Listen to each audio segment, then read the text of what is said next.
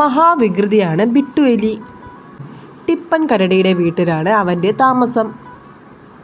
എപ്പോഴും എന്തെങ്കിലും കുഴപ്പങ്ങൾ അവൻ ഉണ്ടാക്കിക്കൊണ്ടേയിരിക്കും. ഒരു ദിവസം ടിപ്പു കരടി കുറച്ച് ഉടുപ്പുകളും തൊപ്പിയും വാങ്ങി മേശപ്പുറത്ത് വച്ചിരുന്നു.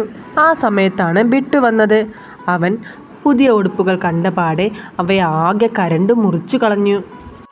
എന്നിട്ട് നേരെ ഉറങ്ങാനും പോയി. അടുത്ത ദിവസം രാവിലെ ടിപ്പു കരടി കൂട്ടുകാരെ എല്ലാം വിളിച്ച് ഒരു കേക്കും വാങ്ങി വീട്ടിലെത്തി. എന്താണ് ഇന്ന് വിശേഷം? ബിട്ടു അറിയാത്ത മട്ടിൽ പമ്മി വന്നു. എന്താ ഇന്ന് വിശേഷം? ബിട്ടു ചോദിച്ചു. ഏയ് ബിട്ടു, ഇന്ന് നിന്റെ പിറന്നാളാണ്. പുതിയ ഉടുപ്പും തൊപ്പിയും ഒക്കെ മേശപ്പുറത്തുണ്ട്. വേഗം പോയി തയ്യാറായി വരൂ. പാവം ബിട്ടു ഞെട്ടിപ്പോയി. അവൻ പോയി മേശപ്പുറത്ത് കരണ്ട് വച്ചിരുന്ന പുതിയ ഉടുപ്പും തൊപ്പിയും ഒക്കെ എടുത്തിട്ടു. ഒരുങ്ങി വന്ന ബിട്ടു എലിയെ കണ്ട് എല്ലാവരും ചിരിക്കാൻ തുടങ്ങി. അത് കണ്ട ബിട്ടുവിന് ആകെ വിഷമമായി. മറ്റുള്ളവരുടെ സാധനങ്ങൾ നശിപ്പിച്ചാൽ അവർക്കും ഇതുപോലെ വിഷമമാകും. മനസ്സിലായോ? ടിപ്പു കരടി ചോദിച്ചു. അതോടെ ബിട്ടു തൻ്റെ വികൃതിയൊക്കെ നിർത്തി. അവൻ നല്ല കുട്ടിയായി മാറി.